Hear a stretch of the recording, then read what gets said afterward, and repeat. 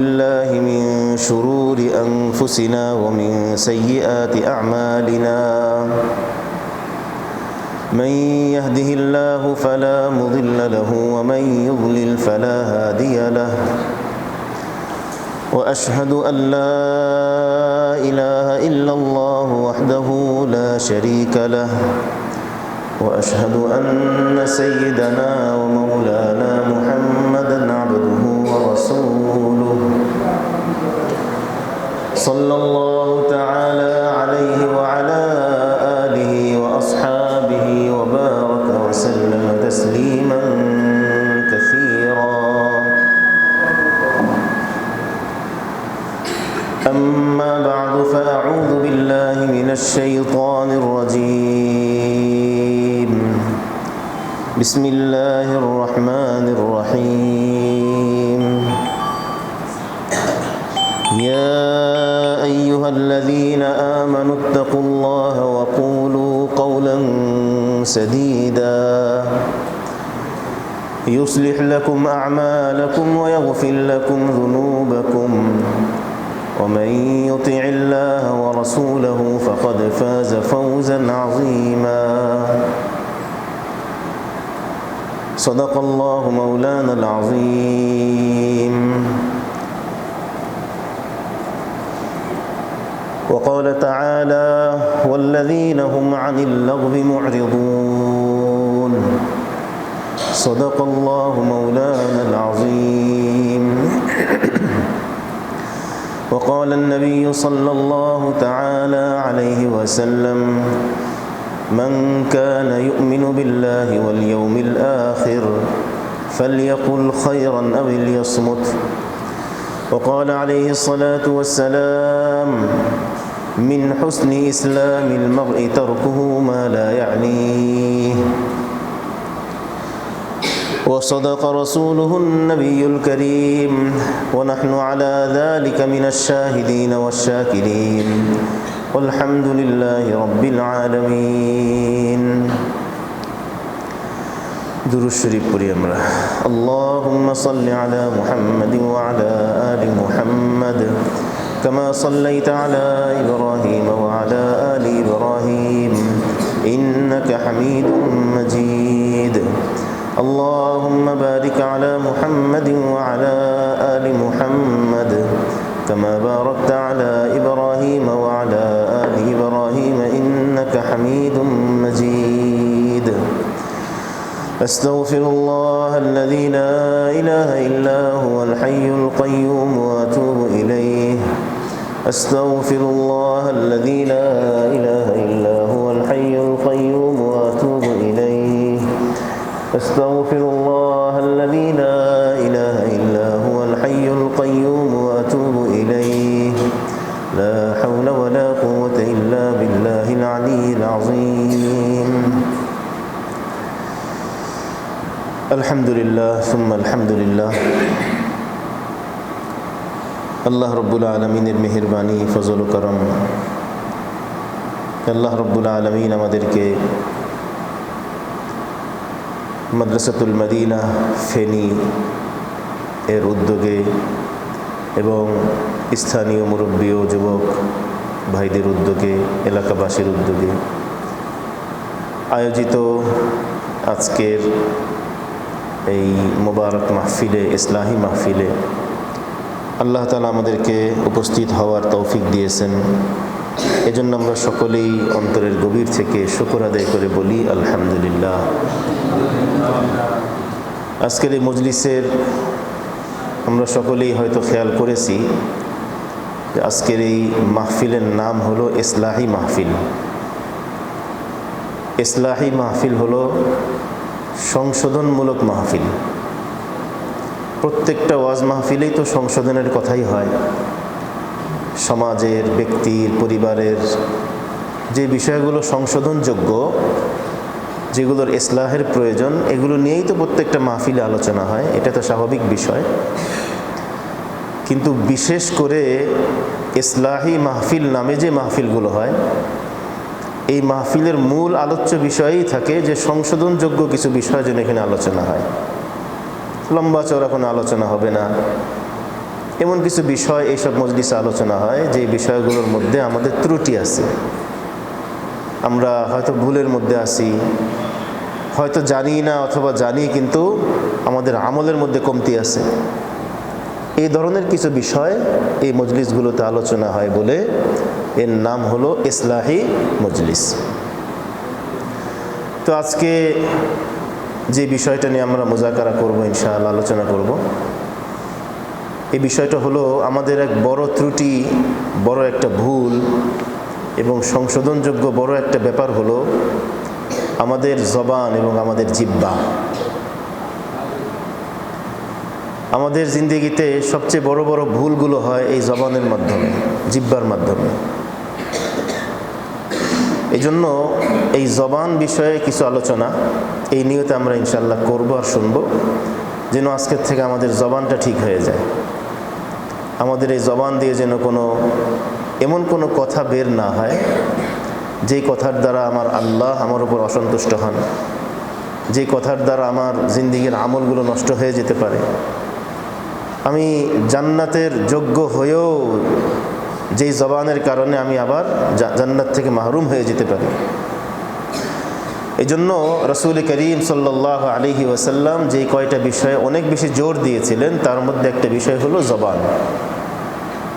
অনেক বেশি জোর দিয়েছেন জবানের ব্যাপারে রাসূল করিম সাল্লাল্লাহু আলাইহি ওয়াসাল্লাম। ইসলামের গুরুত্বপূর্ণ বিষয় তো কতই আছে, কিন্তু আল্লাহর রাসূল সাল্লাল্লাহু আলাইহি ওয়াসাল্লাম অনেক বেশি জোর দিয়েছিলেন এই জবানের বিষয়ে। কোরআনে কারীমের মধ্যেও এই জবানকে, জিহ্বাকে সংরক্ষণ, হেফাজতের বিষয়ে অনেক আয়াত আছে। আর হাদিসে পাকের মধ্যেও রাসূল করিম সাল্লাল্লাহু আলাইহি ওয়াসাল্লাম এই বিষয়ে বহু হাদিস উম্মতকে শুনিয়েছেন, বলেছেন। এই জন্য আমরা আজকে অল্প সময়ে এই নিয়তে কথাগুলো বলবো এবং শুনবো, আজকের পর থেকে যেন আমার এই জবান দিয়ে কোনো অনর্থক কথা বের না হয়, কোনো গুনাহের কথা বের না হয়, আল্লাহকে নারাজকারী কোনো কথা যেন আমার জবান দিয়ে বের না হয়। ছোট্ট একটা জবান, কিন্তু এই জবান দিয়ে এমন এমন কথা বের হয়ে যায় যে সারা জিন্দেগির সমস্ত আমল নষ্ট হয়ে যেতে পারে। ছোট্ট একটা জবান দিয়ে এমন কথা বের হয়ে যেতে পারে যে আমি আমল করতে করতে করতে করতে অনেক উপরের স্তরে পৌঁছে গিয়েছিলাম, জান্নাতের একেবারে দরওয়াজায় কথার কথা পৌঁছে গিয়েছিলাম, কিন্তু একটা দুইটা এমন কথা আমার জবান দিয়ে বের হয়ে গেছে আমার অসচেতনতার কারণে, আমার অসতর্কতার কারণে, আমার গাফলতির কারণে, উদাসীনতার কারণে, যে জান্নাতের দরওয়াজা থেকে আমি হয়তো ছিটকে পড়ে যেতে পারি। আল্লাহ তাআলা আমাদের সকলকে আমাদের এই জিহ্বার পুরোপুরি হেফাজত করার তৌফিক দান করেন। লা ইলাহা ইল্লাল্লাহ। কোরআন কারীমের যে আয়াত আমি তেলাওয়াত করেছি, সূরা আহজাবের শেষের দিকের একটি আয়াত, আল্লাহ রাব্বুল আলামিন এই আয়াতে আমাদেরকে বিশেষভাবে জোর দিয়ে এই জবানকে হেফাজত করার কথা বলেছেন। জিহ্বা ঠিক রাখো, জিহ্বা ঠিক রাখো আমার বান্দারা। ইয়া আইয়ুহাল্লাযীনা আমানুত্তাকুল্লাহা ওয়া কুলু কাওলান সাদীদা। হে ঈমানদাররা, তোমরা আল্লাহকে ভয় করো এবং সঠিক কথা বলো। সঠিক কথা বলো মানে জবানকে কি করো? হেফাজত করো। প্রত্যেকটা কথা এমন কথাই তুমি জবান দিয়ে বলো যে কথাটা সঠিক। কোন দিক থেকে সঠিক? কথার সত্যতার দিক থেকেও সঠিক, উচ্চারণের ঢং এবং পদ্ধতির দিক থেকেও সঠিক। কথা সত্য, কিন্তু আমি কথাটা এমনভাবে বললাম যে এই কথার দ্বারা একজন কষ্ট পেয়ে গেল, এটাও না। তোমার কথাও যেমন শুদ্ধ হতে হবে, তোমার কথার সুরের মাত্রাও যেন এমন হয়, আওয়াজের কণ্ঠের ওঠানামাও যেন এমন হয় যেন এর দ্বারা কেউ কষ্ট না পায়। রাসূল করিম সাল্লাল্লাহু আলাইহি ওয়াসাল্লাম তার পুরোটা জিন্দেগির দ্বারা আমাদেরকে যত কিছু শিখিয়েছেন, কথা বলাও শিখিয়েছেন। কথা কিভাবে বলতে হবে? ওয়াকুলু কাওলান সাদীদা। তুমি যদি কথাকে ঠিক করো, জবানকে ঠিক করো, তো আল্লাহ তাআলা বলছেন, ইউসলিহ লাকুম আমালাকুম ওয়া ইয়াগফির লাকুম যুনুবাকুম। তুমি যদি কথা ঠিক করো, জবানকে ঠিক করো, তো আল্লাহ রাব্বুল আলামিন তোমাকে 2টা পুরস্কার দিবেন। এত বড় পুরস্কার যে এর থেকে বড় পুরস্কার হয় না। কি পুরস্কার? 1 নম্বর হলো ইউসলিহ লাকুম আমালাকুম। তোমার সমস্ত আমলকে আল্লাহ তাআলা নিজেই ঠিকঠাক করে দিবেন, সংশোধন করে দিবেন। এটা চিন্তা করতে হবে আমাদের যে আমার আমল, আমার কাজকে সংশোধন করে দিবেন কে? আল্লাহ। আমি যদি শুধু কি করি, আমার জবানটাকে ঠিক করি, আমি ঠিক করব আমার জবান, কিন্তু আমার সমস্ত অঙ্গ প্রত্যঙ্গের সমস্ত আমল, আমার সারা জিন্দেগির সমস্ত আমলকে সংশোধন করে দেওয়ার দায়িত্ব কে নেবেন? আল্লাহ তাআলা নেবেন। একজন মানুষ আসলে সাধনা করে, পরিশ্রম করে সে শতভাগ ভালো মানুষ হওয়া তার জন্য কঠিন। ভালো মানুষ হতে চাইলে তাকে যেমন পরিশ্রম করতে হয়, এর থেকেও বেশি আল্লাহ রাব্বুল আলামিনের রহমতের উপর তাকে নির্ভর করতে হয় যে আল্লাহ আপনি আমাকে ভালো মানুষ বানিয়ে দেন। আমি আমার সাধ্যমতো পরিশ্রম করলাম। তো আমি যদি শতভাগ ভালো মানুষ হতে চাই, শতভাগ ভালো মানুষ মানে আমার উপার্জন হালাল হোক, এটা আমি চাই। আমি সমস্ত হারাম থেকে বিরত থাকি, এটাও আমি চাই। চোখের সমস্ত গুনাহ থেকে বিরত থাকি, এটাও আমি চাই। অঙ্গ প্রত্যঙ্গের গুনাহ, যতগুলো অঙ্গ আমাদের দেহের মধ্যে আছে প্রত্যেকটা অঙ্গের গুনাহ থেকে বাঁচতে চাই। মোট কথা আমি শতভাগ ভালো মানুষ যদি হতে চাই, তো আল্লাহ রাব্বুল আলামিনের এই আয়াত থেকে বুঝি যে আমি যদি এই জবানকে ঠিক করতে পারি কষ্ট মষ্ট করে, তো বাকি অঙ্গ প্রত্যঙ্গগুলোকে ঠিকঠাক করে দেয়া, আমার অন্য সমস্ত আমলকে ঠিক করে দেওয়ার দায়িত্ব আল্লাহ রাব্বুল আলামিন নিজে নিয়ে নেবেন। এটাই বাস্তব কথা। এটা হলো 1 নম্বর পুরস্কার, ইউসলিহ লাকুম আমালাকুম। তুমি কথাকে সঠিক করে বলো, কথা ঠিক করো, মানে জবানকে হেফাজত করো, জবানের গুনাহ থেকে বাঁচো, জিহ্বার গুনাহ থেকে বাঁচো। তাহলে 1 নম্বর পুরস্কার হলো ইউসলিহ লাকুম আমালাকুম। তোমার সমস্ত আমলকে সংশোধন করে দিবেন আল্লাহ রাব্বুল আলামিন নিজেই। এটা হলো 1 নম্বর পুরস্কার। দ্বিতীয় পুরস্কার হলো ওয়াগফির লাকুম যুনুবাকুম। এবং তোমার পিছনের যত গুনাহ হয়ে গিয়েছিল, তুমি যেদিন থেকে জবানের হেফাজত শুরু করেছো, এর বরকতে পিছনের গুনাহগুলো আল্লাহ তাআলা মাফ করে দেবেন। দেখেন, ঘুরে ফিরে একজন মানুষের মতো মানুষ হওয়ার জন্য তার যে সাধনা, তার যে মেহনত, ঘুরে ফিরে দেখা যাচ্ছে সেই মেহনতের কেন্দ্রবিন্দুতে জবান, জিহ্বা। সে মেহনতের গোড়ায় হলো এই জিহ্বা। অথচ বর্তমানে আমরা খেয়াল করলে দেখব আমাদের এই জিন্দিগিতে সবচেয়ে বেশি গুনাহ, আল্লাহ তাআলার নাফরমানি সবচেয়ে বেশি হচ্ছে কিন্তু এই জবানের দ্বারা। এই জন্য ভাই আজকের মজলিসে আমরা একটা নিয়ত করতে পারি না ইনশাআল্লাহ, যে আজকের থেকে আমি আমার জবানকে কি করব? পুরোপুরি হেফাজতে রাখবো। অনর্থক কোনো কথা বলবো না, একটা কথাও আমি প্রয়োজনের বাহিরে বলবো না, জরুরতের বাহিরে আমি একটা কথাও বলবো না। আর যতটুকুই বলবো ততটুক কথাও আমি, যতটুক না বললেই না ঠিক ততটুকুই বলবো। আর বাকি সময়টুকু আমি আমার জবান দিয়ে আল্লাহ তাআলার জিকির করব, আল্লাহর কথা বলবো, দ্বীনের কথা বলবো, মানুষের উপকারের কথা বলবো। কিন্তু জবানকে আমার পুরোপুরি হেফাজত করা জরুরি। সেই সাহাবায়ে কেরাম থেকে নিয়ে শুরু করে আজ পর্যন্ত সাহাবায়ে কেরাম সকলেই তো আল্লাহ ওয়ালা ছিলেন, কোনো সন্দেহ নেই। সাহাবায়ে কেরাম প্রত্যেক সাহাবী কি ছিলেন? আল্লাহ ওয়ালা ছিলেন। এরপরে তাবিঈন, তাবিঈ তাবিঈন, এই 3টা জমানাকে বলা হয় খায়রুল কুরুন, স্বর্ণযুগ, শ্রেষ্ঠ জমানা। এরপর থেকে যদি আমরা হিসাব করি, দেখব আমরা যে যত মানুষ বড় হয়েছেন, আল্লাহ ওয়ালা হয়েছেন, প্রত্যেকটা মানুষের জিন্দিগির বড় সাধনা ছিল তার জবান, জিন্দিগির বড় ফিকির ছিল তার জবান, প্রত্যেকটা মানুষের। রাসূল করিম সাল্লাল্লাহু আলাইহি ওয়াসাল্লাম হযরত মুআজ ইবনে জাবাল রাদিয়াল্লাহু তাআলা আনহুকে একদিন বললেন যে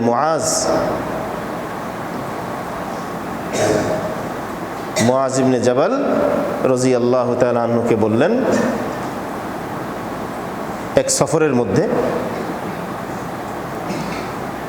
মুআজ ইবনে জাবাল রাদিয়াল্লাহু তাআলা আনহু এবং রাসূল করিম সাল্লাল্লাহু আলাইহি ওয়াসাল্লাম এক সফরের মধ্যে ছিলেন। তো সেই সফরে মুআজ ইবনে জাবাল রাদিয়াল্লাহু তাআলা আনহু রাসূল করিম সাল্লাল্লাহু আলাইহি ওয়াসাল্লামকে বললেন, ইয়া রাসূলুল্লাহ, আমার একটা বিশেষ প্রশ্ন আপনার কাছে ছিল, আমি একটা বিষয় আপনার কাছে জানতে চাই। লা ইলাহা ইল্লাল্লাহ। তো রাসূল করিম সাল্লাল্লাহু আলাইহি ওয়াসাল্লামের কাছে মুআজ ইবনে জাবাল একটা বিশেষ বিষয় জানতে চাইলেন। কি বিষয়? বললেন যে, ইয়া রাসূলুল্লাহ, আখবিরনি বিআমালিন ইউদখিলুনি আল জান্নাতা ওয়া ইউবাঈদুনি আনিন নার। ইয়া রাসূলুল্লাহ, আমাকে আপনি এমন একটা আমলের কথা বলে দিন যে আমল আমাকে জান্নাতে নিয়ে যাবে, জাহান্নাম থেকে দূরে রাখবে। তো মুআজ ইবনে জাবাল রাদিয়াল্লাহু তাআলা আনহু নবীজির কাছে একটা আমল চেয়েছেন যে এই এক আমল আমাকে জান্নাতে নিবে, জাহান্নাম থেকে দূরে রাখবে। তো রাসূল করিম সাল্লাল্লাহু আলাইহি ওয়াসাল্লাম মুআজ ইবনে জাবাল রাদিয়াল্লাহু তাআলা আনহুকে তখন অনেকগুলো আমল দিলেন।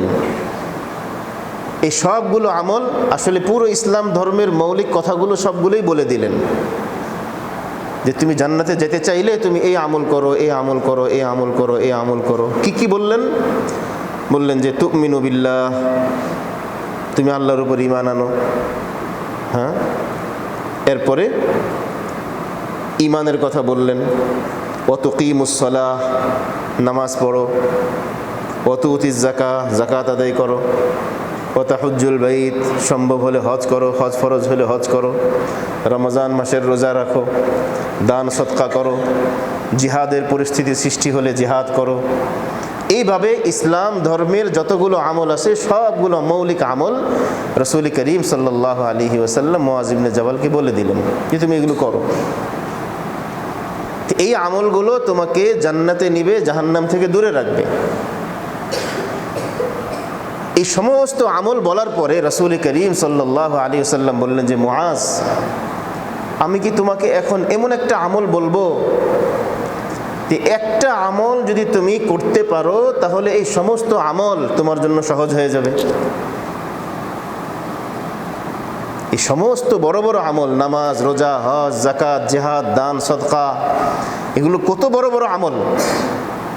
আর এই আমলগুলো ছাড়া মানুষ জান্নাতে যাবে কিভাবে? এই সমস্ত আমলের পরে নবী সাল্লাল্লাহু আলাইহি ওয়াসাল্লাম মুআজ ইবনে জাবালকে বললেন যে মুআজ, আলা উখবিরুকা বিমিলাকি যালিকা কুল্লিহি, তোমাকে এতক্ষণ যতগুলো আমলের কথা আমি বললাম, এখন কি আমি তোমাকে এমন একটা আমলের কথা বলবো না যে এই একটা আমলের দ্বারা সমস্ত আমল তোমার জন্য সহজ হয়ে যাবে, সমস্ত আমলের উপর তোমার কবজা চলে আসবে, নিয়ন্ত্রণ চলে আসবে, তোমার জন্য আসান হয়ে যাবে। বালা ইয়া রাসূলুল্লাহ, অবশ্যই সেই আমলটা আমাকে বলে দিন। ফাআখাযা বিলিসানিহি ওয়া ক্বাল কুফা আলাইকা হাযা। তখন রাসূল করিম সাল্লাল্লাহু আলাইহি ওয়াসাল্লাম আজীব এক কাজ করলেন। সেই একটা আমল বলার জন্য নবীজি তার এই আঙ্গুল দিয়ে নিজের জিহ্বায় হাত রাখলেন, আঙ্গুল রাখলেন। আঙ্গুল রেখে বললেন যে মুআজ, সেই একটা আমল হলো এই যে তুমি তোমার এই জিনিসটাকে নিয়ন্ত্রণ করো। কোন জিনিসটা? এই জিহ্বা। তো মুআজ ইবনে জাবাল রাদিয়াল্লাহু তাআলা আনহু এই কথা শোনার পরে কিছুটা অবাক হলেন যে একটা জিহ্বার এত ক্ষমতা, একটা জিহ্বার এত ক্ষমতা যে এক জিহ্বার উপর যার নিয়ন্ত্রণ চলে আসবে, তার নামাজের উপর নিয়ন্ত্রণ আসবে, তার হালাল খাওয়ার উপর নিয়ন্ত্রণ আসবে, গুনাহ থেকে বাঁচার উপর নিয়ন্ত্রণ আসবে, হারাম উপার্জন থেকে বাঁচার উপর নিয়ন্ত্রণ আসবে। যাকাতের উপর নিয়ন্ত্রণ আসবে। মোট কথা ইসলাম ধর্মের যতগুলো আমল আছে সবগুলো আমলের উপর তার নিয়ন্ত্রণ চলে আসবে, সবগুলো আমল তার জন্য সহজ হয়ে যাবে। শুধু একটা জিহ্বার উপর নিয়ন্ত্রণ স্থাপন করলে, এত ক্ষমতা জিহ্বার। মুআজ ইবনে জাবাল রাদিয়াল্লাহু তাআলা আনহু কিছুটা অবাক হলেন, অবাক হয়ে বললেন যে ওয়াহাল ওয়া ইন্না লামুআখাযুনা বিমা নাতাকাল্লামু বিহি। ইয়া রাসূলুল্লাহ, এই সামান্য একটা জিহ্বা, এই জিহ্বার এত ক্ষমতা যে এই জিহ্বার কারণে আমরা আল্লাহর কাছে ধরা পড়ে যাব? এই জিহ্বার এত ক্ষমতা, আল্লাহ তাআলা আমাদেরকে জিহ্বার কারণে পাকড়াও করবেন? এই সামান্য একটা জিহ্বা। কত কথাই তো মানুষ বলে, কত কথাই মনে আসে মুখে বলে, এই জিহ্বার এত ক্ষমতা। রাসূল করিম সাল্লাল্লাহু আলাইহি ওয়াসাল্লাম তখন বললেন যে সাকিলাতকা উম্মুকা ইয়া মুআজ ওয়া হাল ইয়াকুব্বুন নাস ফিন নারি আলা মানাখিরিহিম ইল্লা হাসাইদু আলসিনাতিহিম। যে মুআজ, তুমি কি বোকা নাকি? তুমি কি নির্বোধ নাকি? তুমি তো বুঝবান মানুষ, তোমার তো এটা বোঝা উচিত। শুনো কথা, এই জিহ্বার এত বেশি ক্ষমতা যে জাহান্নামে যত মানুষকে আল্লাহ তাআলা জাহান্নামে উপুড় করে নিক্ষেপ করবেন। আলা মানাখিরিহিম, জাহান্নামীদেরকে আল্লাহ তাআলা বিভিন্ন উপায়ে জাহান্নামে নেবেন। তার মধ্যে একটা সূরত যেটা কোরআনেও এসেছে, হাদিসেও এসেছে, যে হাত এবং পা থাকবে শুধু চেহারার উপর ভর করে করে জাহান্নামীরা জাহান্নামের দিকে যাবে। চেহারা দিয়ে হাঁটবে, এই নাক ঘষতে ঘষতে জাহান্নামের দিকে যাবে। সেখানে হাতেরও কাজ নেই, পায়েরও কাজ নেই। একজন সাহাবী প্রশ্ন করেছিলেন, ইয়া রাসূলুল্লাহ, এটা কিভাবে সম্ভব যে মানুষ চেহারায় ভর করে জাহান্নামের দিকে যাবে? রাসূল করিম সাল্লাল্লাহু আলাইহি ওয়াসাল্লাম বলেছিলেন যে যেই আল্লাহ তাআলা মানুষকে পায়ের উপর হাঁটার ক্ষমতা দিয়েছেন, সেই আল্লাহ রাব্বুল আলামিন হাশরের ময়দানে জাহান্নামীদেরকে এই চেহারার উপর ভর করে হাঁটার ক্ষমতা দিয়ে দিবেন। কত বিভৎস, কত কঠিন এক দৃশ্য। রাসূল করিম সাল্লাল্লাহু আলাইহি ওয়াসাল্লাম বললেন যে মুআজ, এই যে চেহারার উপর ভর করে মানুষগুলো তাদেরকে টানতে টানতে জাহান্নামে ফেলা হবে, এই সমস্ত মানুষের জাহান্নামে নিক্ষিপ্ত হওয়ার বড় কারণ কি তুমি জানো? বড় কারণ একটাই, ইল্লা হাসাইদু আলসিনাতিহিম, তাদের জবানের উপার্জন। এই জবানের উপার্জনের কারণেই মানুষ জাহান্নামে নিক্ষিপ্ত হবে, এই সুরতে, এই অবয়বে, এই কাঠামোতে। আমার ভাই, এই জন্য আমরা এতদিন যদিও বেখেয়ালিতে ছিলাম, হয়তো খেয়াল ছিল না, খবর ছিল না, কথা যা মনে আসতো তাই বলেছি, আজকের থেকে সতর্ক হই। এই যে হাদিসটা আমি বললাম, এই হাদিসটা আমার প্রিয় নবী মুহাম্মদুর রাসূলুল্লাহ সাল্লাল্লাহু আলাইহি ওয়াসাল্লামের হাদিস। এই হাদিস তিনি মুআজ ইবনে জাবালকে বলেছিলেন, কিন্তু শুধু মুআজের জন্য বলেন নাই। এই হাদিস তিনি আজ থেকে 1450 বছর আগে কোনো এক সফরে, কোনো এক মরুভূমির পথে তার একান্ত প্রিয় সাহাবী মুআজ ইবনে জাবালকে বলেছিলেন ঠিক, কিন্তু মুআজকে একা বলেন নাই। একা বলেন নাই বলে হাদিসের সমস্ত কিতাবের মধ্যে হাদিস এসে গেছে। কিয়ামত পর্যন্ত সমস্ত উলামায়ে কিরামের জবানে হাদিস উচ্চারিত হবে। তো কি বোঝা গেল? যেহেতু এই হাদিস শুধু মুআজ ইবনে জাবাল রাদিয়াল্লাহু আনহুর জন্য নয়, এই হাদিস এই শত শত বছর পরে এই হাদিস যখন আমাদের কানে এসে গেছে, এই হাদিস আমাদের জন্য। এই জন্য আমরা একটু সতর্ক হই, একটু সজাগ হই, এই জবানের ব্যাপারে একটু সজাগ হই। আমাদের জবান দিয়ে কিন্তু অনেক গীবত বের হয়ে যায়, খবর থাকে না।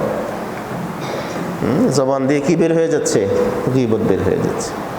মানুষের দোষ ত্রুটি নিয়ে আলোচনা হচ্ছে, কি ফায়দা হচ্ছে? নিজের মনটা একটু মজা লাগছে, শান্তি লাগছে, যার জন্য দোষ বলতে পারলাম, এতটুকুই। কিন্তু আমার ফায়দা কি হলো? ক্ষতি ছাড়া তো কিছুই হলো না। এই জবান দিয়ে বড় বড় কবিরা গুনাহ, স্পষ্ট কবিরা গুনাহ কাকে বলে? গুনাহকে দুইটা ভাগে ভাগ করা হয়েছে না, কবিরা আর সগীরা। এই জবান দিয়ে কবিরা গুনাহে হয় 30টা। কয়টা? 30টা গুনাহ, শুধু এই জবানের গুনাহ, যেগুলো সবগুলো কবিরা গুনাহ। তাহলে একটা মানুষ যদি তার জবানকে হেফাজত করতে পারে, অন্তত 30টা কবিরা গুনাহ থেকে সে বেঁচে গেছে। শুধু কিসের হেফাজত? এই জিহ্বা। আল্লাহ আমাদের সবাইকে তৌফিক দান করেন। হিম্মত করি, হ্যাঁ, কথাগুলো শুনে রাখি, কোরআনের কথা হাদিসের কথা শুনে রাখি, সময় মতো কাজে লেগে যাবে, সময় মতো কাজে লেগে যাবে। দ্বীনের প্রত্যেকটা কথা, কোরআনের প্রত্যেকটা কথা, হাদিসের প্রত্যেকটা কথা, এই কথাগুলোর বৈশিষ্ট্য হলো শোনার সময় আমি একটু শুনে রাখবো, ভালো লাগলেও শুনবো, ভালো না লাগলেও শুনবো। যদি শুনে রাখতে পারি, আমার মেমোরিতে গেঁথে রাখতে পারি, সময় মতো কাজে লেগে যাবে। আমি যখন শুনে রাখলাম যে মানুষ জাহান্নামে নিক্ষিপ্ত হওয়ার বড় কারণ তার জবান, তার গীবত, তার এই জবানের মিথ্যাচার, ধোঁকাবাজি, হ্যাঁ, জবান দিয়ে যত গুনাহ মানুষ করে, আমি যখন জেনে রাখলাম যে এগুলো জাহান্নামে নিক্ষিপ্ত হওয়ার বড় কারণ, তো গীবত করতে গেলেই কিন্তু আমার দেমাগে একটু আওয়াজ হবে, কেউ একটু আওয়াজ দিবে দেমাগের মধ্যে, আমার বিবেকের মধ্যে কেউ একটু আওয়াজ দিবে যে এই কি করছো তুমি। এটা কখন হবে? যদি আমার এই কথাটা আমার মাথার মধ্যে থাকে। এই জন্য কথা শুনে রাখতে হয়। অনেক কথা ভালো লাগে সেটাও শুনবো, ভালো না লাগে সেটাও শুনবো। যে কথা ভালো লাগে সেটা শুনবো এই নিয়ত করে যে এটা আমার জন্য ঔষধ এবং এটা মিঠা ঔষধ।